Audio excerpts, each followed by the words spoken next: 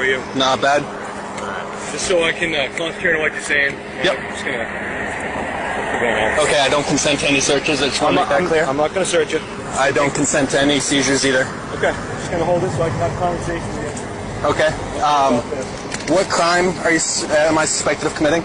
And you just pointed that gun at me when it was loaded, just so you know. You twisted it, pointed it right at me. Like Before you wrecked the slide, you pointed it right at my legs. People are calling about a guy walking around with a gun, so. Okay. That's not illegal. Can I have my gun back and get moving along? Need your ID, and then we'll get you on your way. What crime do you suspect me of committing? Like I said, people are starting to call about a guy carrying a gun. Yep, that's a report of illegal activity. What crime do you suspect me of committing? In order to stop me, you have to suspect me of a crime. Can you get your supervisor here? He is on the way. Okay, thank you. Okay, but like I said, people are concerned. It's a public safety issue. So I'm here to make sure everyone's all set. I'm going to make sure you're all set. Okay, so I just need to get your ID, and then we'll call it good. No, sir. You're not going to give me your ID. Unless you are issuing me a summons as 17A, 15A I need to make sure requires, then... Can you let me speak for a second? Yep. I need to make sure you're not a felon to carry this. Do you suspect me of being a felon? I don't know you. So okay, if you don't suspect me of being a felon, then I would like my gun back and I would like to proceed on my way. In order to carry a gun, you're not allowed to be a felon. Correct, but unless you suspect me of being a felon, there's no reason for you to stop me. There is a reason to stop you. Unless you suspect me of a crime, as Terry v. Ohio, Delaware v.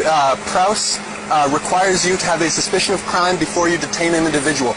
Brown v. Texas does not allow you to stop an individual and demand their ID. Can I get your first name so I can speak to you on a person-to-person basis here?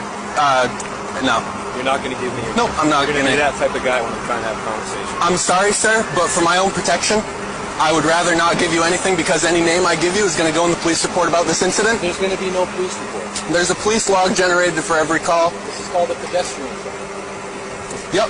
And unless you have a reasonable suspicion that I'm committing a crime, you can't detain me. I have to be free to leave. It has to be a consensual encounter, sir. Here's the deal, sir. You are walking down Congress Street carrying a gun. Yes. Okay. Is that illegal? It's a cause for concern.